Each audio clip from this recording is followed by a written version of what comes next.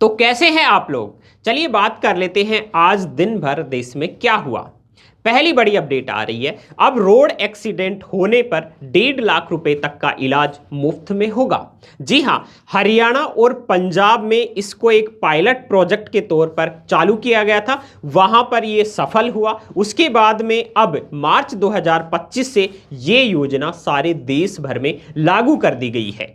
इस योजना में क्या फायदा मिलेगा? इस योजना का सबसे बड़ा फायदा यह है, अगर कोई भी घायल व्यक्ति जो रोड एक्सीडेंट में घायल हो जाता है, उसके पास अगर पैसे नहीं है या उसके आसपास उसके परिजन नहीं है, तो कोई भी मतलब पुलिस या कोई आसपास जो भी लोग हैं वो उसको किसी भी सरकारी या प्राइवेट हॉस्पिटल में भर्ती करवा देंगे। उसके बाद में उसका केसलेस इलाज चालू हो जाएगा। अब आपको ये भी चिंता करने की जरूरत नहीं है कि प्राइवेट हॉस्पिटल में आपको पैसे देने होंगे। जी हाँ, इस योजना के शुरू होने के बाद में प्राइवेट हॉस्पिटल में भी 1.5 लाख रुपए तक का इलाज निःशुल्क होगा। हालांकि खबर यह भी आ रही है कि इसको 1.5 लाख से बढ़ाकर 2 लाख कर दिया जाएगा। रोड एक्सीडेंट होने पर मौतों में कमी लाने के लिए यह योजना शुरू की गई है। आपकी क्या राय है, कमेंट करके हमें बताएं। तो अगली अपडेट पर बात करते हैं। दिल्ली के पूर्व मुख्यमंत्री अरविंद केजरीवाल और दिल्ली के शिक्षा मंत्री मनीष सिसोदिया दोनों जेल की हवा खा चुके हैं। पैसों में हेराफेरी के मामले में ईडी ने उन पर केस चलाया और उसके बाद में उनको जेल हुई। अब बात करते हैं, शराब घोटाले के अलावा दिल्ली में एक बड़ा एजुकेशन स्कैम भी हुआ है। ये मीडिया रिपोर्ट्स बोल रही हैं। अब उस एजुकेशन स्कैम के कारण पूर्व मुख्यमंत्री आतिशी और गोपाल राय जो आम आदमी पार्टी के बड़े नेता हैं, उन पर भी अब कार्रवाई हो सकती है और उनको भी जेल जाना पड़ सकता है। तो अगली अपडेट पर बात करते हैं। चैंपियन ट्रॉफी 2025 का सेमीफाइनल भारत और ऑस्ट्रेलिया के बीच चल रहा है। इस सेमीफाइनल में भारत के बॉलर्स के लिए सबसे बड़ा खतरा थे ट्रेविस हेड। उनको वरुण चक्रवर्ती ने अपने पहले ही ओवर में आउट करके भारतीय बॉलर्स के लिए यह खतरा टाल दिया है। आपको बता देते हैं, ओडीआई वर्ल्ड कप 2023 में ट्रेविस हेड ने शानदार शतक लगाकर भारत से वो मैच छीन लिया था। एक और खबर भारतीय खिलाड़ियों से ही आ रही है। भारतीय टीम दुबई में चैंपियन ट्रॉफी खेल रही है, लेकिन भारतीय राजनीति में खिलाड़ियों को लेकर भी अब उल्टे सीधे बयान दिए जा रहे हैं। कांग्रेस की प्रवक्ता समा मोहम्मद ने ऐसा ही एक बयान भारतीय क्रिकेट टीम के कप्तान रोहित शर्मा पर दिया है। उन्होंने एक ट्वीट करते हुए ये कहा कि रोहित शर्मा बेअसर कप्तान है, साथ ही वो खिलाड़ी के तौर पर मोटे भी हैं। अब इसका जवाब देते हुए भारत के पूर्व दिग्गज क्रिकेटर सुनील गावस्कर ने उनको रिप्लाई किया है और कहा है, अगर आपको पतले खिलाड़ी चाहिए तो आप मॉडल्स को लेकर आ जाइए।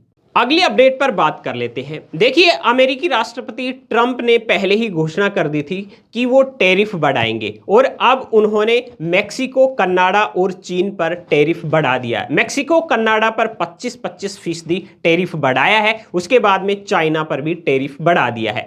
तीनों ही देशों ने अमेरिका पर भी उतना ही टैरिफ बढ़ा दिया है जितना अमेरिका ने उन पर बढ़ाया है। ये टैरिफ वार जैसे ही शुरू हुआ, अमेरिकी शेयर बाजार धड़ाम हो गए और आज की सबसे बड़ी गिरावट उनमें देखी गई है। तो अगली अपडेट पर बात करते हैं। देश के किसान एमएसपी को लागू करवाने के लिए देश भर में प्रदर्शन कर रहे हैं। अभी उन्होंने मार्च में एक और बड़ा प्रदर्शन करने की योजना बनाई है। इससे पहले पंजाब के मुख्यमंत्री सीएम भगवंत मान से उनकी बहस हो गई है।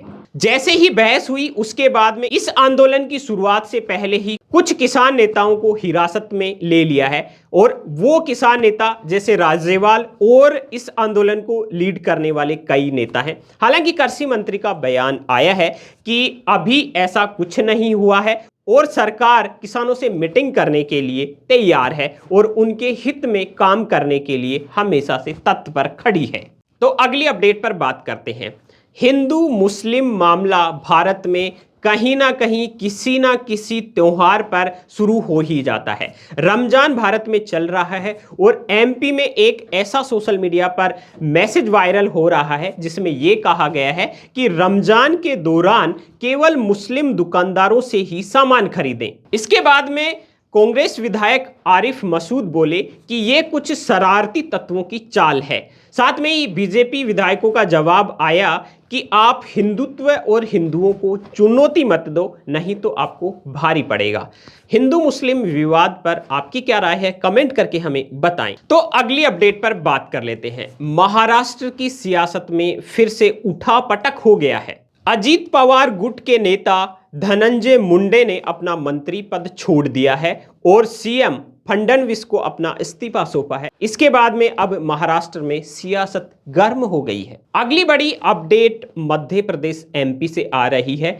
मध्य प्रदेश की राजधानी भोपाल में सभी जो मुख्य मार्ग हैं वहां पर महापुरुषों के नाम से अब मुख्य द्वार बनाए जाएंगे। इस विषय में एमपी सीएम का कहना है कि हम इस तरह से महापुरुषों का सम्मान करना चाहते हैं। अगली खबर बिहार से आ रही है। देखिए, आपने रोड के किनारे ठेले लगे हुए देखे होंगे, कहीं कहीं पर वहां पर आपने पक्के निर्माण भी देख लिए होंगे, या गलियों में कहीं ठेले कहीं पक्के निर्माण देख लिए होंगे। लेकिन अब बिहार में ये नहीं चलेगा। अगर बिहार में कहीं पर भी अवैध पक्का निर्माण देखा गया या अवैध थाड़ी कहीं पर भी देखी गई तो उस व्यक्ति पर अब 20,000 रुपए का जुर्माना लगाया जाएगा। बिहार सरकार ने इसके लिए एक नया सर्कुलर जारी कर दिया है। दोस्तों, अभी प्रयागराज में महाकुंभ संपन्न हुआ है। लगभग 65 करोड़ तक लोगों ने वहां पर स्नान किया है। अगले 3 सालों में 1 कुंभ और 2 अर्ध कुंभ लगेंगे।